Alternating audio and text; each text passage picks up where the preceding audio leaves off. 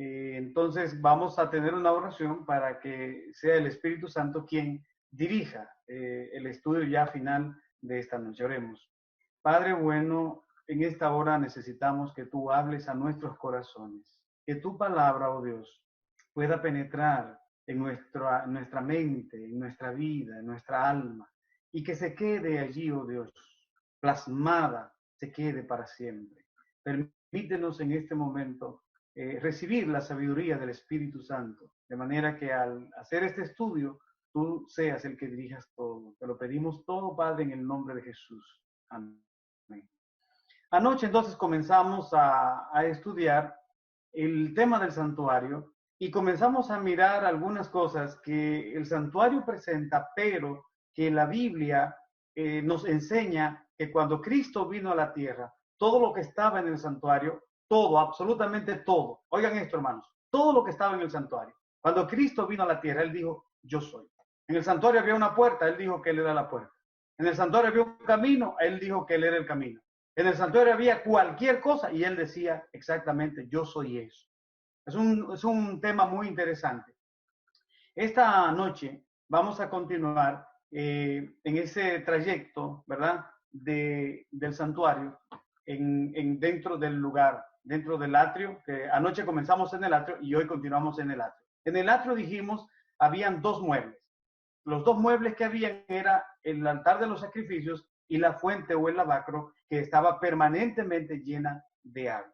Anoche comenzamos a ver que la puerta tiene relación con Jesús y el camino tiene relación con Jesús. Él es la puerta, Él es el acceso mío y tuyo hacia el reino de los cielos, pero también Él es el camino, Él es ese pedazo, ¿verdad? Que me transporta, me ayuda a transportar de la tierra hacia el cielo. Así que hay otras cosas más en el santuario, las cuales todas, absolutamente todas, tienen que ver con Jesús. Una cosa interesante, en todos los lugares donde he ido a predicar, siempre me dicen, pastor, ¿y cómo yo puedo entender el tema del santuario? Otros me dicen, mire, pastor, yo tengo años y no he entendido el tema del santuario. Miren, según lo estamos analizando y lo que presenta la Biblia, y así como se lo estamos presentando, yo creo que cualquier persona con el Espíritu Santo lo puede entender fácilmente. ¿Qué es lo que hay que entender del santuario? Que el santuario en sí, el santuario completo, el mensaje del santuario es salvación. El mensaje del santuario es vida eterna. El mensaje del santuario es protección. El mensaje del santuario es el evangelio, el santo evangelio de Jesucristo. El mensaje del santuario, ¿cuál es? Es intercesión. Jesucristo está intercediendo por usted y por mí allá en el santuario celestial, en el lugar santísimo. Y lo que significa santuario para nosotros es aceptación. El Padre nos acepta. ¿Por qué? Por el sacrificio que hizo Jesucristo aquí en la tierra. Ahora, hay muchos datos dentro del santuario. Y les decía anoche que es imposible abarcar esto en 2 noches, porque ya es nuestra última, pero es imposible abarcarlo en una semana, es imposible abarcarlo en un mes. ¿Qué quiero decir con esto? Que yo espero y le he estado orando a Dios, le pido a Dios, que la iglesia de Quisqueya, si alguno no lo ha hecho, en estas 2 noches se pueda motivar a estudiar este tema y que le preste la mayor atención posible porque merece la atención de cada uno de nosotros. Como decíamos anoche también, por si hay un hermano que nos está sintonizando y anoche no se pudo conectar, decíamos que dentro del santuario están todas las doctrinas están dentro del santuario. Está el plan de salvación, está Jesucristo como la figura central de todo el santuario. Y hay un dato interesante, es que así como Cristo es el centro del santuario, así quiere ser el centro de la vida tuya y de la vida mía. Entonces anoche estuvimos mirando esa parte y hoy vamos a continuar. Vamos a continuar.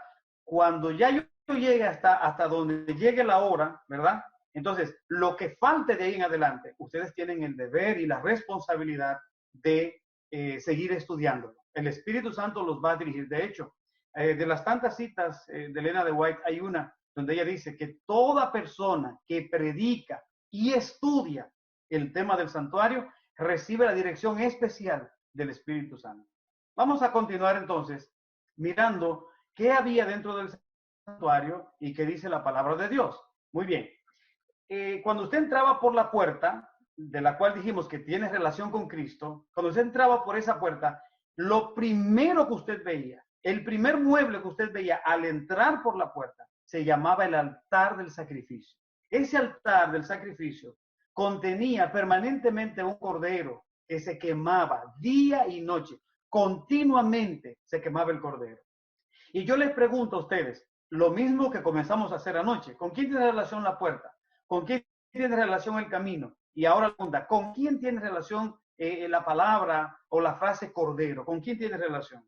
Y yo estoy seguro que si no toda la iglesia de Quisqueya, la mayoría ya sabe con quién tiene relación, porque la Biblia lo dice. Si usted va conmigo al Santo Evangelio de Juan, en el capítulo 1 y el versículo 9, perdón, capítulo 1, versículo 29, la palabra de Dios dice de la siguiente manera: al día siguiente vio Juan a Jesús que venía a él y dijo: he aquí el Cordero de Dios que quita el pecado del mundo.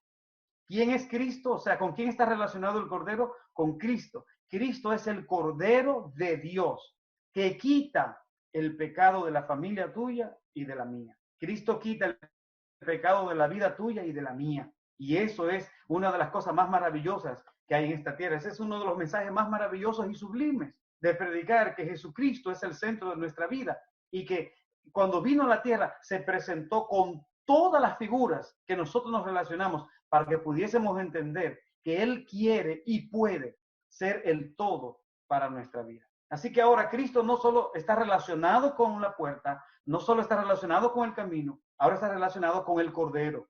Y déjenme decirles que el Cordero era uno de los dos puntos principales que se usaban dentro del santuario.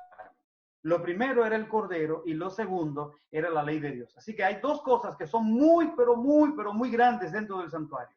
Es el Cordero y la ley de Dios. Lo que está en el medio de esos dos es una intercesión, una mediación que la hacía el sacerdote y luego el sumo sacerdote, y ahora entendemos que nuestro sumo sacerdote se llama el Señor Jesucristo. Ahora bien, ya miramos que Cristo tiene relación con el Cordero. ¿Y qué dato más interesante? El primer mueble que estaba, escuchen bien, el primer mueble que usted veía cuando entraba al atrio, ese primer mueble es a Jesucristo muriendo en una cruz. Y mira qué dato más interesante. El primer mueble del santuario es el primer paso que da Dios en la salvación suya y mía. ¿Cuál es el primer paso que Dios da para salvar a una persona? ¿Cuál es el primer paso? Que Cristo muere en la cruz del Calvario. Así que Cristo muere en la cruz y por la muerte de Cristo, hoy, ¿qué somos nosotros? Somos salvos. Hoy tenemos el acceso a la vida eterna, al perdón de los pecados. Hoy tenemos acceso al cielo. Hoy tenemos acceso al lugar santísimo sin ningún mediador que no sea Él, que no sea Cristo.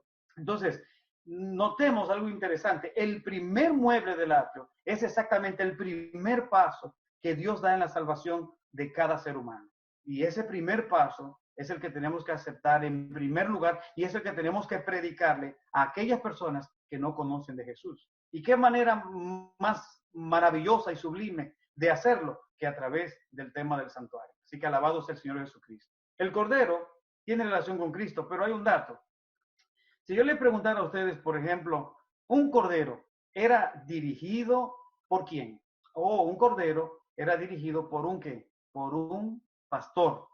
Y yo le preguntaría a ustedes, hermanos, allí donde están tranquilos, escuchando la palabra de Dios, yo les preguntaría, ¿con quién tiene relación la palabra pastor según la Biblia? Porque estamos analizando todo basados en la Biblia. ¿Con quién tiene relación la palabra pastor? Yo digo, yo creo que la palabra pastor está relacionada con Jesús. Y ustedes me imagino que van a decir que sí. Entonces, simplemente tenemos que ir a la palabra de Dios y comprobar eso. Mire lo que dice, por ejemplo, en el Santo Evangelio de Juan, el capítulo 10 y el versículo 11. Juan capítulo 10, versículo 11, dice la palabra de Dios: yo soy el buen pastor. El buen pastor su vida da por las ovejas. Así que ahora encontramos que no solo la puerta, no solo el camino, no solo el cordero, sino que también el pastor tiene relación con la persona de Cristo. ¿Qué significa que Cristo es el pastor?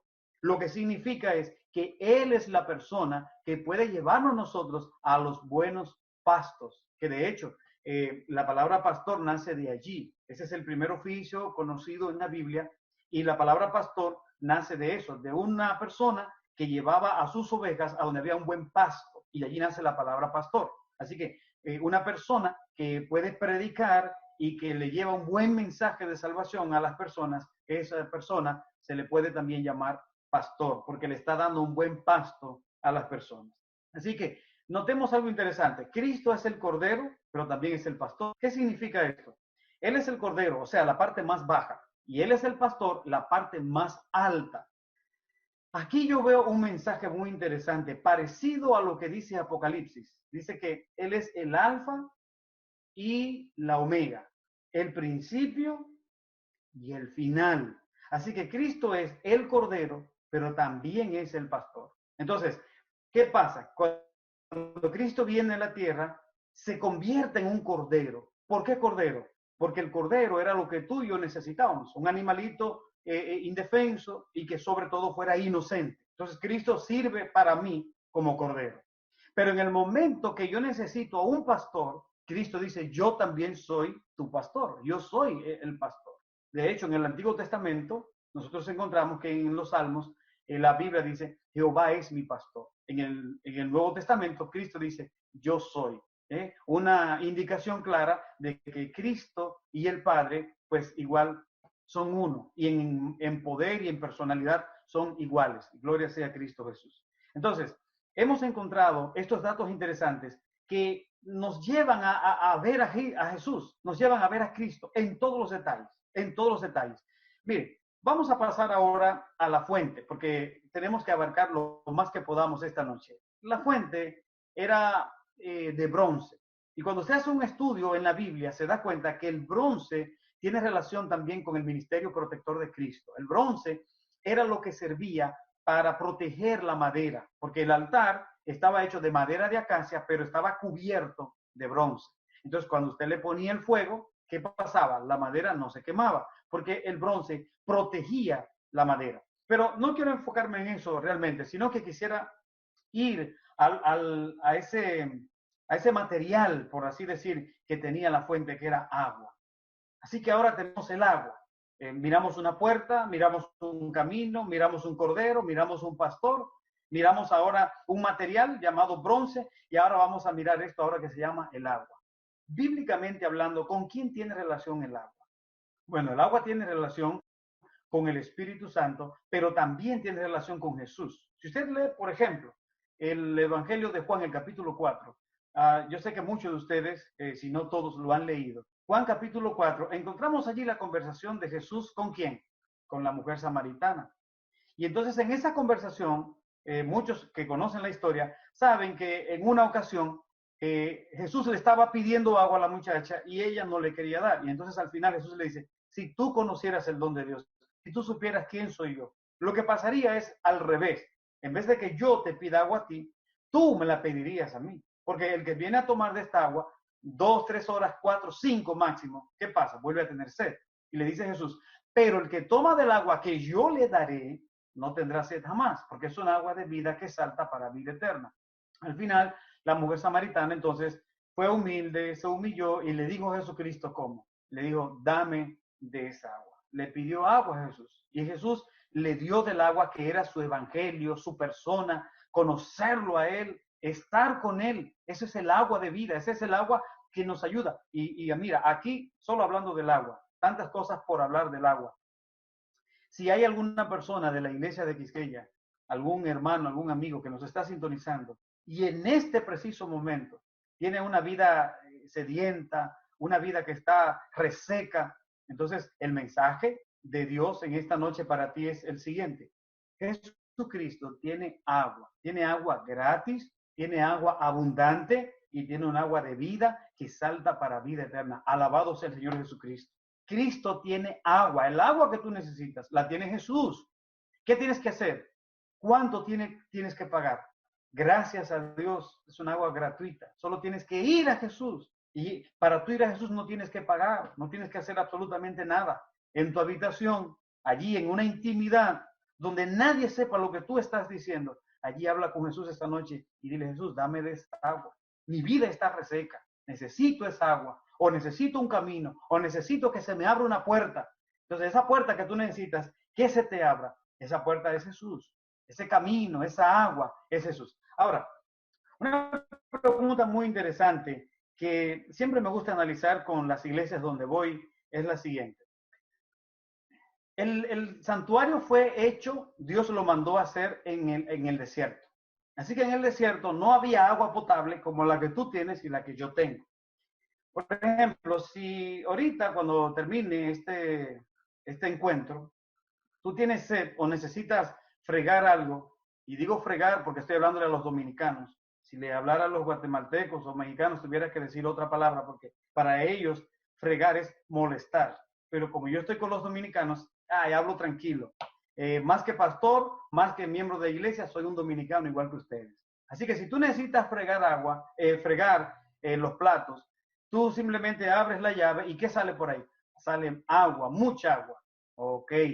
Entonces, pero en el desierto no había un sistema de tuberías con agua potable, no había. Entonces la pregunta es, ¿y de dónde era que salía el agua? O sea, ¿de dónde ellos conseguían el agua? Entonces los hermanos me dicen, bueno, esa agua salía exactamente de un oasis. Entonces digo, no, no había un oasis. ¿Saben por qué? Porque ellos estaban en el desierto, así que no había ningún oasis. ¿De dónde salía el agua? Y entonces muchos hermanos se quedan pensando. En algunas iglesias donde he ido, algunos me han respondido directamente y decían, esa agua salía de la roca. Oiga bien, una puerta que tiene relación con Cristo, un camino, un cordero, un pastor, el agua y hasta de donde salía el agua tenía relación con Cristo, porque el agua salía de la roca. Y la pregunta es, ¿tiene la roca relación con Jesús? Yo digo que sí, pero vamos a ver qué dice la palabra de Dios. Oiga lo que dice la palabra de Dios en 1 Corintios capítulo 10 y el versículo 4. 1 Corintios capítulo 10 y el versículo 4 dice, y todos bebieron la misma bebida espiritual, porque bebían de la roca espiritual que los seguía, y esa roca era Cristo. ¿Quién era la roca? Dice el apóstol Pablo, la roca era Cristo. ¿Qué significa que Cristo se presenta como una roca? Bueno, nosotros sabemos, ¿verdad? Lo que hemos estudiado, la palabra roca significa un asunto, ¿verdad? Bien pesado que no se mueve ni por un torbellino, ni que venga un ciclón. Es la roca no se mueve. ¿Qué significa eso? Que Jesucristo es el lugar donde uno debe de construir, número uno, nuestra vida, número dos, nuestra familia, número tres, nuestro futuro y número cuatro, nuestro trabajo, nuestras relaciones, todas deben ser construidas en la roca que es Cristo. Ahora Cristo se presenta en su ministerio como la roca para ti. Y de hecho, yo te digo una cosa, tú quisieras un lugar seguro, fuerte y que no se mueva, Cristo te dice, yo soy ese lugar. O sea, todo lo que estamos analizando es mirando simplemente a quién, a Cristo. Todo apunta a Cristo. Por eso les decía anoche, no podemos dar un solo paso dentro del santuario sin ver a Jesús. Hasta ahora lo hemos estado mirando de una manera bíblica. Así que la roca de donde salía el agua igual tiene una relación con Jesús y representa, ¿verdad?, el lugar seguro, estable, donde nosotros podemos descansar. Ahora miramos de manera general el atrio. El atrio número uno con el altar del sacrificio representando la muerte de Cristo. Y número dos, la fuente o el lavacro que representa también el bautismo de nosotros los cristianos. Esos dos muebles y esas dos enseñanzas, ¿saben qué doctrina da? Oiga, la doctrina de la justificación por la fe. Dentro del atrio, usted y yo somos justificados. ¿Por qué justificados? Porque usted recibe el perdón de sus pecados solamente por la fe, por usted creer que Cristo murió en la cruz del Calvario y usted por esa misma fe, usted va y se bautiza. ¿Cuánto tiene que pagar para hacer eso? Para creer en el sacrificio de Cristo y ser bautizado. Nada. Por eso es la justificación por la fe y la encontramos totalmente en el atrio. Una vez pasamos del atrio y entramos al lugar santo, entonces encontramos más muebles, más detalles que siguen representando doctrinas y que siguen teniendo relación directa con Jesucristo, porque la Biblia lo dice. Por ejemplo, cuando usted entra al lugar santo, lo primero que había era una mesa con panes. Me llama la atención que habían 12 panes. Anoche decía que el santuario fue mandado a hacer por Dios. Dios fue que le dijo a Moisés, hazme un santuario. Y déjenme decirles, todo cristiano, todo cristiano en esta tierra que respeta a Dios y que entiende que Dios es el ser más importante, desde que lee en la Biblia que fue Dios quien mandó a construir el santuario, inmediatamente dice, ah, pues eso es demasiado importante. Eso es vital para mí. ¿Por qué? Porque lo mandó a hacer el jefe. ¿Lo mandó a hacer quién? Óigame, el Todopoderoso. Así que desde allí usted puede entender que el santuario es importante. Solamente por eso, por entender que Dios fue quien mandó a hacer el santuario. Cuando entramos entonces, encontramos que hay una mesa con 12 panes. Esos 12 panes pueden estar haciendo una alusión clara y directa, número uno, a las 12 tribus del pueblo de Israel, pero también a los 12 discípulos. Y también usted puede relacionarlo, si desea, con las 12 puertas de la santa ciudad. O sea, todo lo que tiene que ver con 12, usted lo relaciona porque la Biblia así quiere y así pone 12 panes. Note que si usted va y lee en Éxodo, desde el capítulo 25 hasta el 40, usted va a notar que cuando Dios dice 12, es 12, o sea, Él quiere que vaya 12, no 10, no 8, no 15, no 35, no 40. Dios es específico y Él quería que fueran 12 panes. Así que allí teníamos eso. Ahora, la pregunta central que le estamos haciendo a cada mueble es la siguiente. ¿Con quién tiene relación el pan? ¿A quién representa el pan según lo que dice la palabra de Dios? Bueno, mire, si usted va conmigo, por ejemplo, al Evangelio de Mateo, y usted lee el capítulo 26 y el versículo 26, oiga lo que dice la palabra de Dios, Mateo 26, 26, oiga lo que dice. Y mientras comían, tomó Jesús el pan, oiga bien, mientras comían, tomó Jesús el pan y lo bendijo y lo partió y lo dio a sus discípulos. Y les dijo, tomad, comed, esto es mi cuerpo. ¿Con quién tiene relación el pan? Con Cristo. Y déjenme hacerles una aclaración bien interesante que me gusta mucho. El pan representa a Cristo porque Cristo lo dijo. Y la palabra pan significa sostén, ¿verdad? Jesús se presenta como el sostén del ser humano. Ahora, hay un dato bien interesante que quisiera compartir con ustedes también. Y es que cuando Cristo dijo esa palabra, al judío no le gustó. Yo les puedo decir, le molestó mucho. ¿Saben ustedes por qué? Porque noten que Cristo toma las figuras, la figura de una puerta, la figura de un camino, la figura del agua, la figura de la roca, del cordero, del pastor. Entonces Cristo ahora toma la figura del pan y dice en medio de su sermón, yo soy el pan vivo que descendió del cielo. O le dice a los discípulos, Juan 6:51, o le dice a los discípulos, tomen y coman, que esto es mi cuerpo. O sea, el pan es el sostén para el ser humano. A los judíos no les gustó eso, por una razón sencilla. ¿Cuál es el plato principal, la comida principal en la República Dominicana? El arroz, la habichuela y la carne.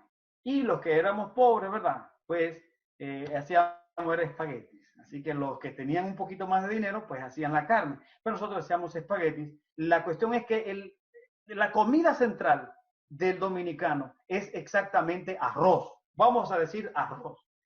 Si usted, por ejemplo, va a Guatemala, como yo que fui 2 veces a Guatemala, usted va a notar algo.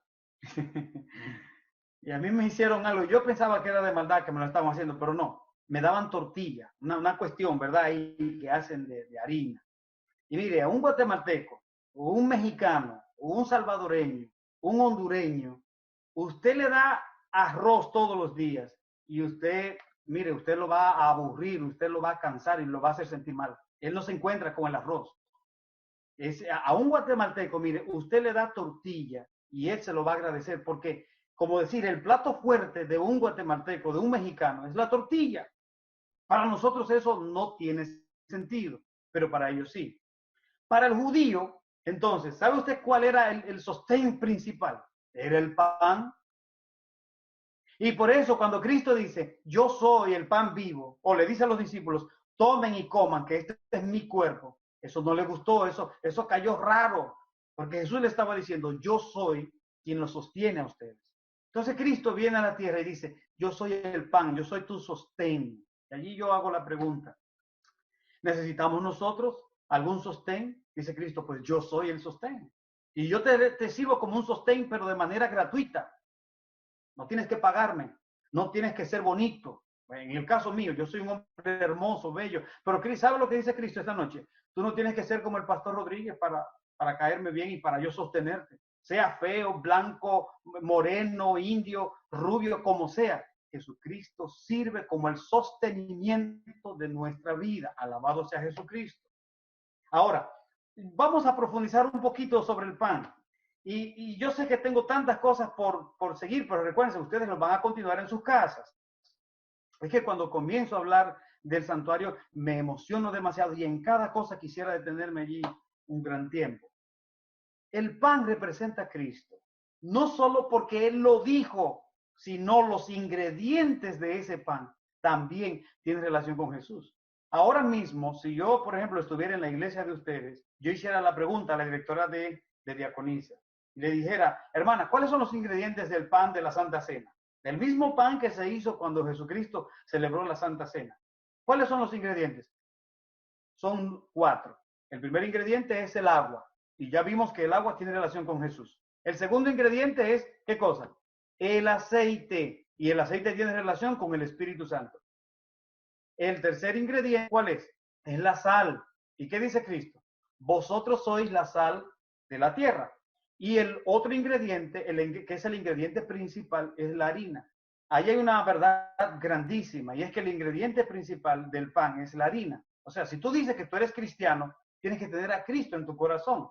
No es solamente las enseñanzas de Cristo, no son los cantos de Cristo, no son los retiros de Cristo, no son las oraciones de Cristo, sino que tienes que tener a Cristo en tu corazón, porque Él es la materia prima del cristiano. Lo dejamos hasta allí y estamos mirando entonces que dentro del santuario todo representa a Cristo, todo tiene una relación con Cristo. Y de hecho, déjenme decirle, el pan era lo que sostenía al ser humano. Hoy en día, tú y yo somos sostenidos por Dios. ¿Saben a través de qué? A través de su santa palabra. Así que el pan tiene relación con la palabra de Dios. Se relaciona una cosa con la otra. ¿Saben por qué? Sencillo, porque la palabra de Dios es lo que nos sostiene, es lo que nos ayuda, es lo que nos ilumina y nos da la fuerza para seguir adelante espiritualmente. Me detengo aquí para hacer una pregunta. Una pregunta que es probable que digan, es una pregunta que está de más, es una pregunta que no tiene sentido, pero yo la voy a hacer y yo sé por qué la voy a hacer. Así que yo quiero preguntar, ¿estamos nosotros estudiando la palabra de Dios cada día? Usted puede decir, sí, pastor, yo la estoy estudiando. ¿Okay? O cuando viene a ver, aparece un hermano de la iglesia que es sincero y dice, ¿sabe qué? Tengo 3 días que no la leo, que se me ha olvidado, salgo rápido para el trabajo y se me olvida y tengo 3 días que no la leo. Ok. Entonces, en esta noche yo quiero que aprovechemos, que hagamos un stop, que nos detengamos en este momento y nos preguntemos, ¿estoy yo estudiando la palabra de Dios todos los días sin fallar? Aunque esté tarde para el trabajo, la estoy estudiando. Más que eso, estoy dedicando yo media hora o 1 hora para estudiar la palabra de Dios y ya sé lo que me van a decir algunos. Ay, pastor, es una exageración. ¿Cómo 1 hora? Con tantas cosas para hacer en el día. Pero el santuario nos ayuda a entender algo muy interesante. Si sacamos la cuenta de cuántos minutos duramos en las redes sociales, quizás muchos de nosotros hasta lloraríamos. Y me incluyo, yo me incluyo. No me puedo sacar, pero soy un ser humano. ¿Cuántos minutos pasamos en el día en las redes sociales? ¿Cuántos minutos aproximadamente? La pregunta es, ¿dedicamos aproximadamente ese mismo tiempo para estudiar la palabra de Dios? La mayoría probablemente diga que no. ¿Qué significa eso? Que necesitamos revisarnos y pedirle a Dios, mira, Señor, ayúdame en esta noche a aprovechar el tema del santuario específicamente sobre el estudio de tu palabra, para pedirle a Dios que nos ayude a sentir amor y pasión por el estudio de su palabra. Es lo que nos sostiene, es lo que nos va a ayudar a seguir adelante. Y déjenme decirles que la Biblia es el gran detector de errores. Yo puedo engañar al mundo entero, pero en la Biblia no hay engaño. Así que estamos haciendo un estudio y está basado en la Biblia, pero ustedes, bereanos al fin, deben de estudiar lo que yo digo, comprobarlo con la palabra de Dios, y si resulta completamente positivo, entonces obedézcanlo y practíquenlo. Hablando sobre el estudio de la palabra de Dios, quiero decir algo. Y espero en Dios que sea de provecho espiritual para los que me van a escuchar en este momento. Saben, hermanos, que ya está operando un espíritu de error dentro de nuestra iglesia. Ya está operando un espíritu de error, un espíritu de engaño, que a menos que estudiemos diligente, profunda y abundantemente la palabra de Dios, seremos engañados. Solamente los que se mantengan estudiando la palabra de Dios podrán saber qué hacer, para dónde ir, cuándo ir, cómo hacer, etcétera, etcétera. Todo el que se mantenga estudiando la palabra de Dios estará protegido del engaño. Si usted no estudia la palabra de Dios, ese espíritu de error y de engaño que está arropando nuestra iglesia, lo va a arropar a usted y a su familia. Y eso significaría hasta la perdición y hasta que usted pueda perderse de la vida eterna. Y oiga, ¿de dónde comienza? Porque yo no estudio la palabra de Dios. Siempre hablo con pastores, amigos míos, pero también hablo con pastores de otras religiones. Y también hablo con hermanos de la iglesia y hablo con dirigentes. A cada rato estamos hablando. El otro día hablaba con un amigo, él vive en Nueva York, y estábamos hablando sobre el diezmo. Y él me dijo algo, me dijo, mira, el diezmo ya no hay que darlo como se daba antes. Para que ustedes vean la importancia del estudio de la palabra de Dios. Él me decía, el diezmo ya no hay que darlo como antes. Eso fue hasta Jesucristo. Y yo le dije a él, amigo, ¿tú puedes decirme en la Biblia dónde dice eso? Porque yo he estudiado otra cosa, pero si el mensaje cambió, ¿dónde lo dice?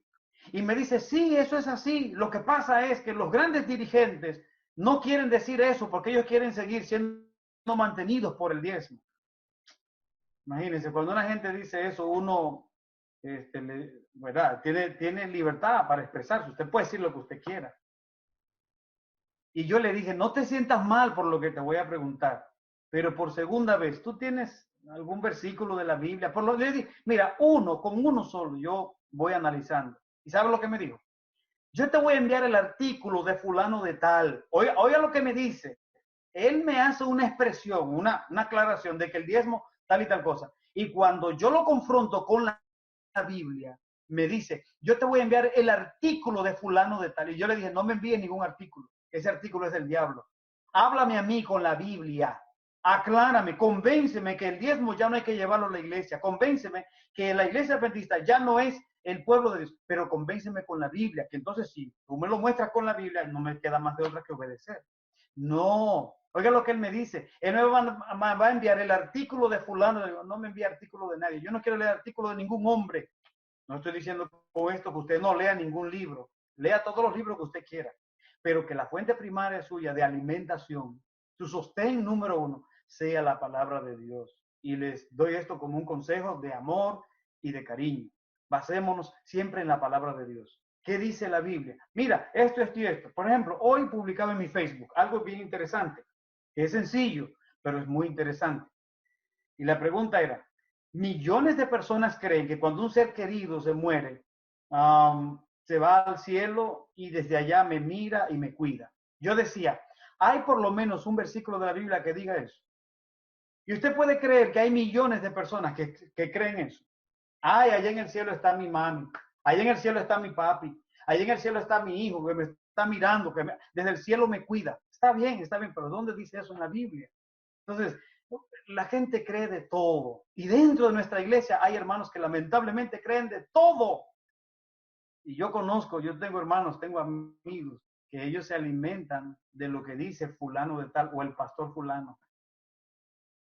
Tengo un hermano, un amigo que cada vez que hablamos en una sola conversación me dice más de 10 veces, sí, porque el pastor fulano dice esto y esto, y el pastor fulano dice esto y esto. Entonces yo digo, ¿cuál es la alimentación de él? ¿De qué les está alimentando? ¿Es de la palabra o de lo que dice fulano de tal? Así que mi consejo, alimentémonos, hermanos, de la palabra de Dios. Allí no hay engaño, allí no hay ningún engaño.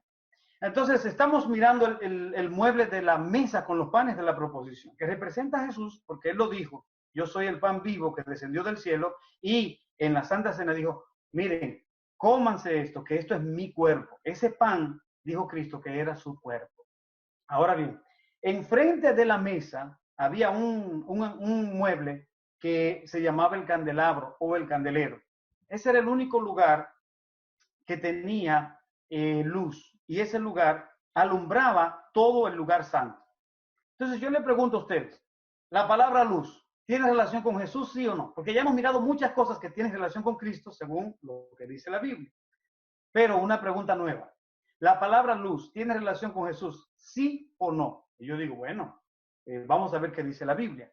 En el Evangelio de Juan, el capítulo 8 y el versículo 12, la palabra de Dios dice de la siguiente manera, otra vez Jesús les habló diciendo, yo soy la luz del mundo.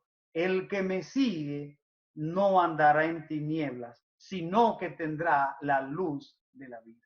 Alabado sea el Señor Jesucristo. Hay dos cosas aquí interesantes que quisiera resaltar, de tantas que tenemos. La primera, Cristo dice que Él es la luz del mundo. El que lo sigue no andará en tinieblas. Cuando Él dijo, por ejemplo, que él tenía el agua de vida, ¿qué le dijo a la mujer samaritana? El que toma de esta agua no volverá a tener sed jamás. Cuando habló sobre el pan, ¿qué dijo Él? Yo soy el pan vivo que descendió del cielo. El que comiere de este pan vivirá para siempre. Porque eso tiene Cristo, que comienza una obra, la purifica, la perfecciona, y esa obra es para siempre, es una obra de vida eterna. Ahora, en Juan 8:2, Él dice, yo soy la luz del mundo. O sea, Él es lo que alumbra al ser humano. Y entonces dice la frase que estoy resaltando, el que me sigue no andará en tinieblas.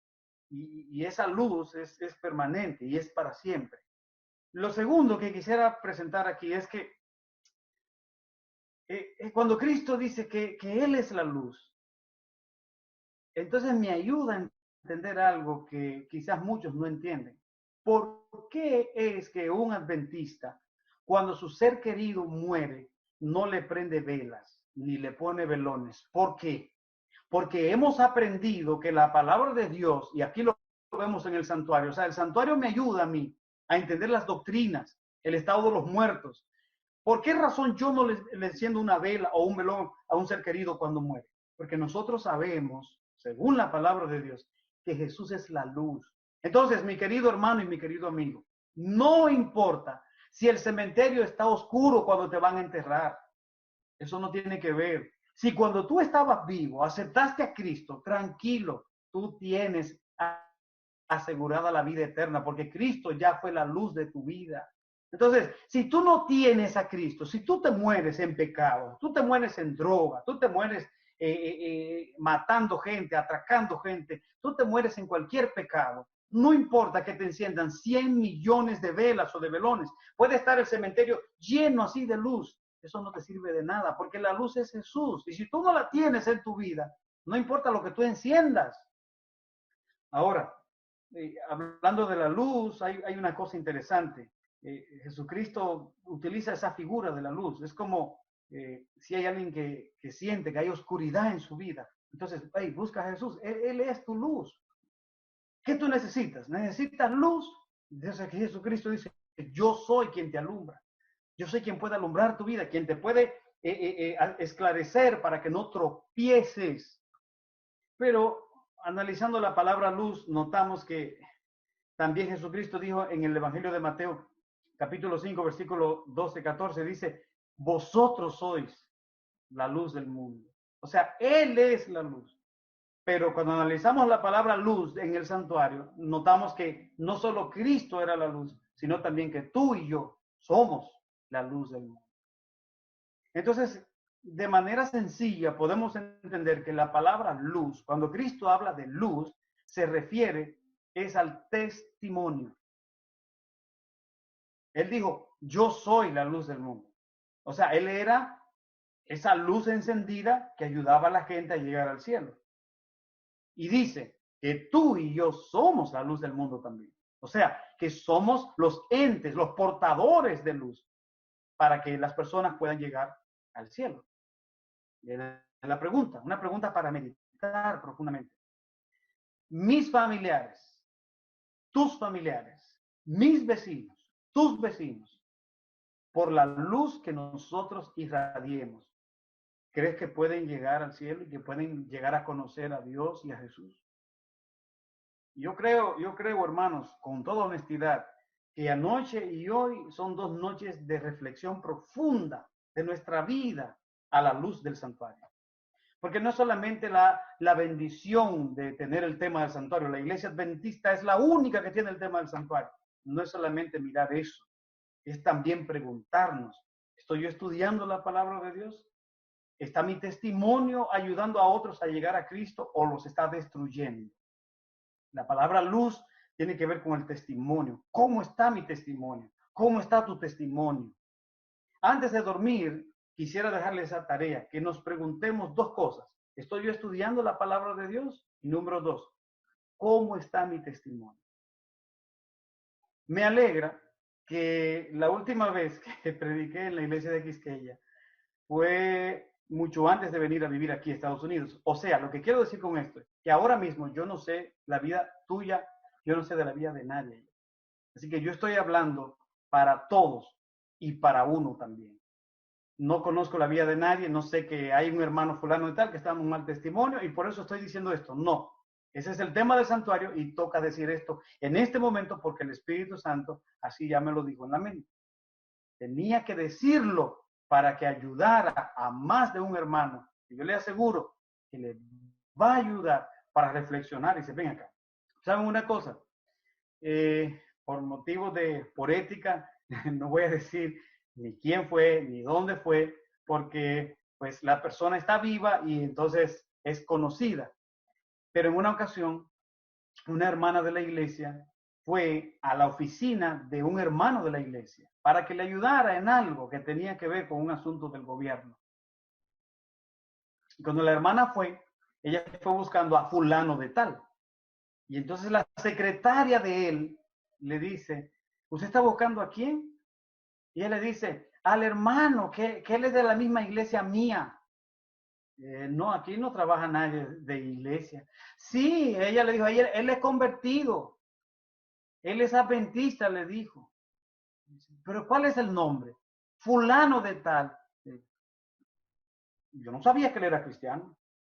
Así le digo, y la persona lo dijo, de hecho me lo dijo a mí, y me dice, ¿y cómo es posible? Él tenía 20 años en ese trabajo. Y usted me dice, no, pastor, eso es una exageración, eso es mentira. No, así ha pasado muchas veces. Tenemos 2, 5, 10 años, hasta 20 trabajando y hay compañeros de nosotros que no saben que somos cristianos. O sea, nuestra luz no les ha brillado a ellos. Y a veces saben que somos cristianos, pero solo en un nombre, una pantalla, pero en la práctica, lamentablemente, decimos otra cosa. Así que esto es una reflexión que nos puede ayudar mucho y que es la que Dios quería que llegara a tus oídos en esta noche. ¿Cómo está tu testimonio? ¿Cómo está el mío? ¿Qué dice la gente de nosotros? Es bueno preguntarnos eso. No para amargarnos, porque igual la gente, ustedes saben, siempre va a hablar de uno y nunca uno va a complacer a todos. Pero hay cosas que sí hay que ponerle atención. Entonces, estamos mirando esta noche el santuario. Todo tiene que ver con Cristo, todo se relaciona con Jesús. Una puerta se relaciona con Cristo. El camino, el cordero, el pastor, el agua, la roca, el pan, la luz. ¿Ustedes no notan que aquí hay como un tema cristocéntrico 100%? Ustedes no notan que aquí hay un tema que por donde quiera que usted camine en el santuario, por donde quiera, en la realidad, lo lleva a Jesucristo, lo lleva a conocer a Cristo, el dador de la vida. En el medio de la mesa de los panes y del candelabro, entonces había un altar, que era el altar del incienso, donde allí se quemaba incienso continuamente. Continuamente se quemaba incienso. Ese incienso era una representación, era como un símbolo, ¿verdad? De ese ruego que subía, porque el incienso, ese humo, llegaba hasta el cielo. Y eso daba a entender que lo que los israelitas querían, el sumo sacerdote lo transmitía a través de ese humo, de ese incienso. Hoy usted nota que nosotros, los verdaderos cristianos, no quemamos incienso. No es necesario. Usted puede quemar incienso. Eso no es pecado quemarlo. De hecho, el incienso es algo aromático. Hay gente que le gusta hacerlo. Pero ya como un símbolo religioso no es necesario. ¿Usted sabe por qué? Mire lo que dice aquí en el Evangelio, en el libro de Apocalipsis, el capítulo 5, versículo 8, dice: y cuando hubo tomado el libro, los 4 seres vivientes y los 24 ancianos se postraron delante del Cordero. Todos tenían arpas y copas llenas de incienso, que son las oraciones de los santos. Usted sabe ya entonces por qué no quemamos incienso. Así que si usted ve una religión por ahí que quema incienso, usted los deja tranquilos. Pero usted le dice, mira, ya no es necesario quemar incienso. Por una razón bíblica. Porque el incienso fue sustituido por las oraciones de los santos. El cordero fue sustituido por el cuerpo de Jesucristo. Y usted nota que todo lo que estaba en el santuario era un símbolo y entonces luego llegó ¿qué cosa? Llegó la realidad. Todo lo que está en el santuario, absolutamente todo, tiene una representación con Jesucristo, tiene relación con Cristo. Ahora bien, si pasamos, por ejemplo, al lugar santísimo, de hecho, quiero aclarar algo, y es que en el lugar santo, ¿verdad? Eran 4 paredes. Eran 4 paredes como las de la habitación tuya, la de la sala, la de tu casa, habían 4 paredes. En las paredes, en cada una de las paredes, ¿sabe qué había tallado? Dice que estaban talladas las figuras de los ángeles. El santuario, oigan bien, el santuario nos ayuda a entender algo interesante y es el ministerio de los ángeles. Un ministerio de los ángeles que comenzó allá en el jardín del Edén. ¿Sabe qué significa eso? Que ese ministerio de los ángeles está activo y hoy en día Jesucristo nos cuida a través de sus santos ángeles. Así lo expresa la Biblia desde Génesis hasta el Apocalipsis. Y especialmente el famoso salmo, ¿verdad? Que nosotros conocemos, el Salmo 91. Dice, pues a sus ángeles mandará cerca de ti, que te guarden en la mayoría de tus caminos. ¿Verdad que sí? No, pastor, no. No dice en la mayoría de tus caminos, dice en todos tus caminos. Los santos ángeles de Dios nos cuidan en todos nuestros caminos. Cuando usted salga mañana al trabajo o salga a hacer una diligencia, acuérdese que hay un ángel que Dios tiene dispuesto para cuidarlo a usted. Gloria a Dios por eso. Es el ministerio de los ángeles. Es algo maravilloso. Los invito a que ustedes miren eso como un ministerio en toda la Biblia. Y es fácil. En una Biblia, en lo que sea, usted pone en la concordancia, usted pone la palabra ángel o ángeles y usted va a ver todo lo que dice la Biblia allí de los ángeles.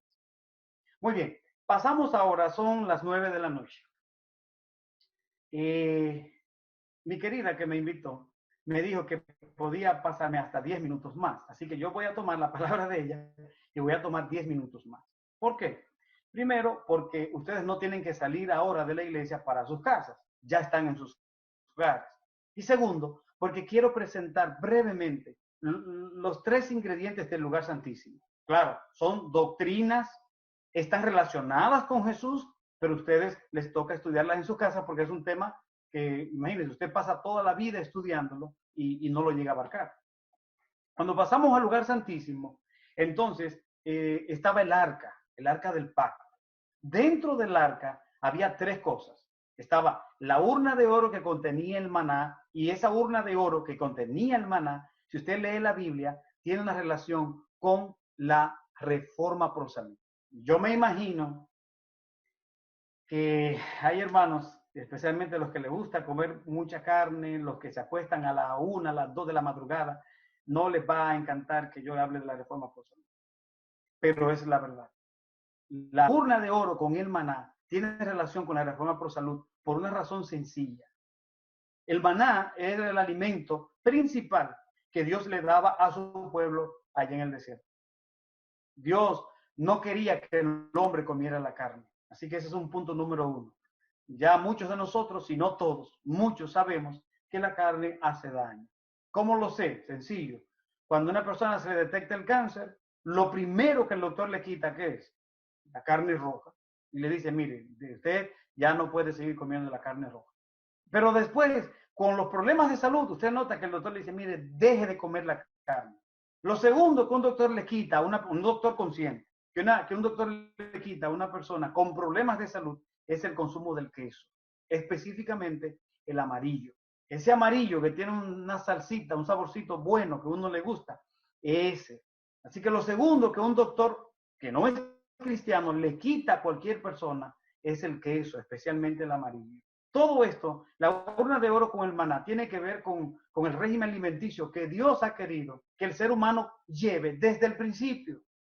Una vez estuve en Puerto Plata predicando y me acuerdo que me dijo un hermano, un dirigente, me dijo en plena predicación, me levantó la mano y me dijo, pero es que la reforma pro salud, esa alimentación que Dios quería, era antes del pecado, según lo registra Génesis capítulo 1, versículos 27 o 29.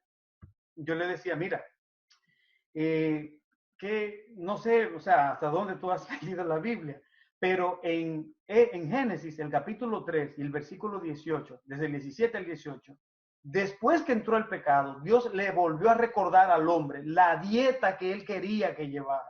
Y dice, espinos y cardos te producirá y comerás plantas del campo. Lo mismo que le dijo antes del pecado, se lo repitió después del pecado.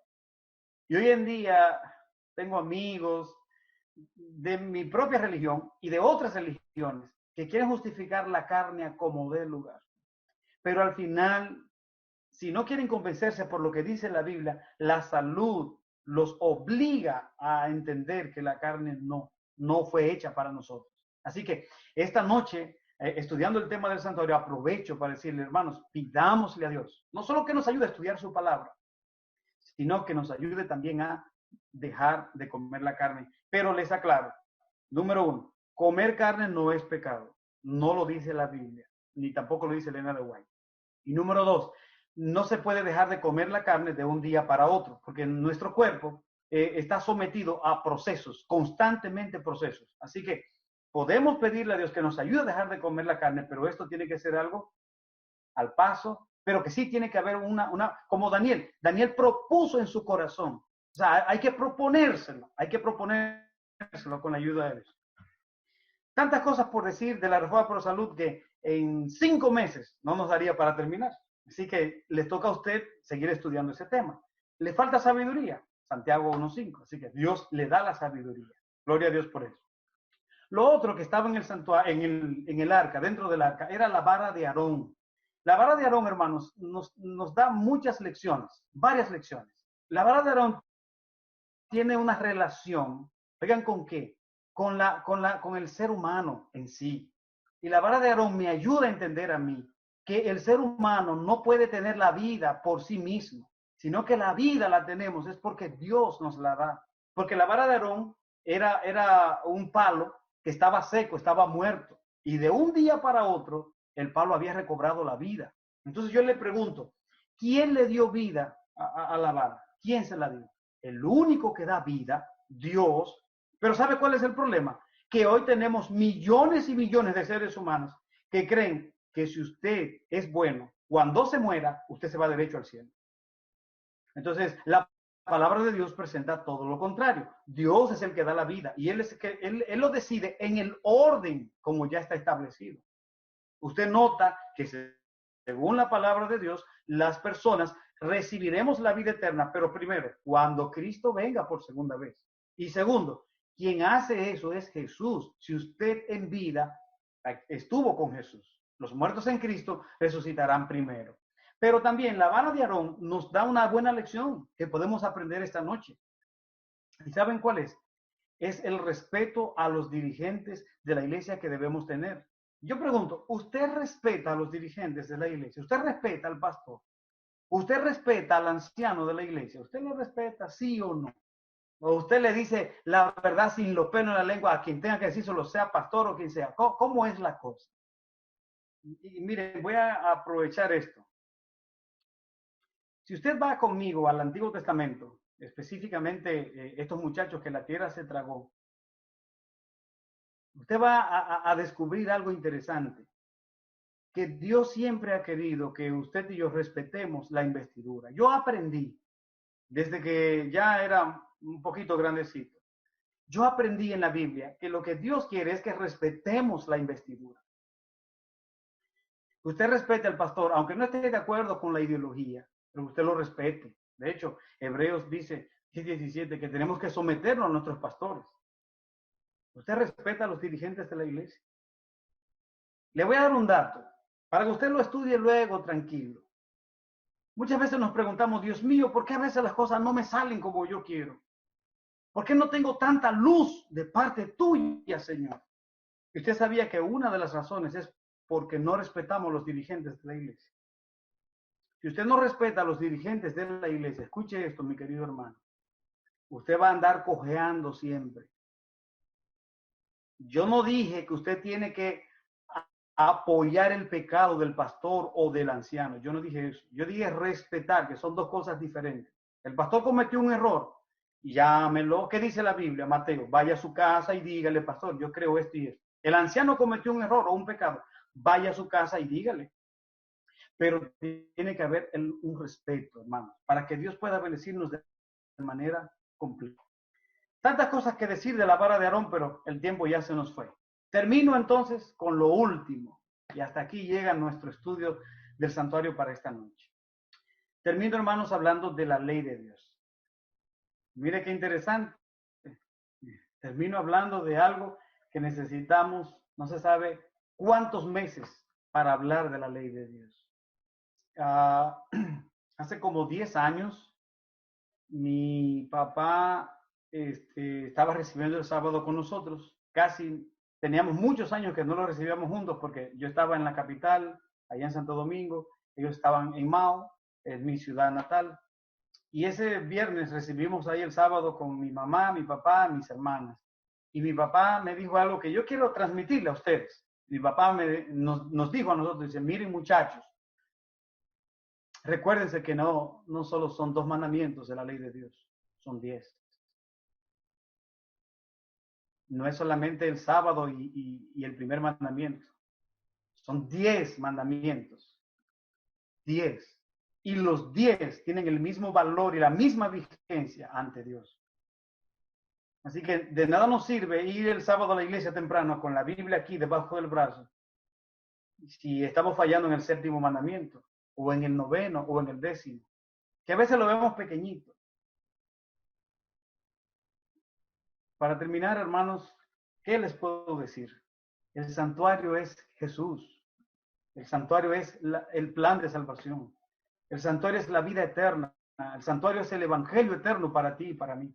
En el santuario está literal y absolutamente todo lo que tú y yo necesitamos. Dime, a ver, ¿qué necesitas? Piensa 5 segundos, ¿qué necesitas? ¿Qué necesitas? Y Cristo te tiene la respuesta en el santuario. Ay, necesito que se me abra una puerta, Señor. Ya tú sabes quién es la puerta. Ay, Dios mío, necesito un camino. Ya sabes quién es el camino. Ay, Señor, necesito una iluminación de parte tuya. Ya sabes quién es el único que tiene luz. Señor, mira, necesito agua. Ya sabes quién es el agua. Ay, Dios mío, estoy así como de aquí para allá. Necesito un lugar seguro. Él es la roca. Ay, Señor, estoy débil espiritualmente. Él es el pan. Él te alimenta, Él te sostiene. Señor, necesito. tener comunicación contigo. Ahí está el incienso, las oraciones. ¿Qué necesitas? Necesito, Señor, a alguien que se dé por mí. Él es el Cordero. Necesito a alguien que me dirija. Él es el pastor. El centro del santuario es Cristo. Y así que quiere ser el centro de la vida tuya. Del santuario hay millones de cosas para estudiar. Queda ahora en usted y en mí continuar estudiando este tema para la honra, la gloria de nuestro Dios y la edificación de todos nosotros. Recuerden, ese tema, hermanos, le pertenece a la Iglesia Adventista, pero es para predicarlo a todas las demás religiones a nivel mundial. Te hago un llamado en esta noche. ¿Te gustaría a ti pedirle a Dios que te transforme en un santuario? Qué lindo sería que Dios me transforme en un santuario donde habite permanentemente el Espíritu Santo en nuestra vida. Y el segundo llamado que te hago es, vamos a pedirle a Dios esta noche que nos dé sabiduría para estudiar este tema y que nos dé el poder para compartirlo con los demás. ¿Te gustaría que Dios te transforme en un santuario? ¿Te gustaría que Dios te dé poder para tú decirle a tus amigos sobre este tema?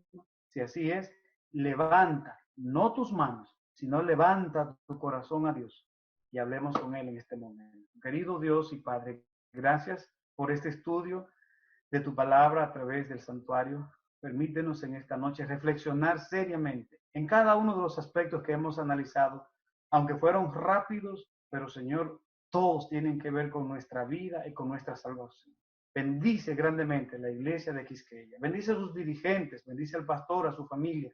Bendice a cada hermano, bendice a cada persona que visite ese templo. Y permite que cuando se vuelvan a abrir los templos, el doble de personas vayan allí sedientos de ti, buscando, oh Dios mío, el mensaje de salvación. Permite que cada hermano de la iglesia, igual, oh Dios, pueda predicar y pueda vivir el tema del santuario, porque todo el santuario tiene que ver con el Señor Jesucristo. Gracias, Señor, y te pedimos que nos sigas protegiendo nuestras familias, nuestros hijos, de toda esta pandemia, de toda esta desgracia, y que tú nos cuides y nos selles para la vida eterna en el nombre de Cristo Jesús. Amén.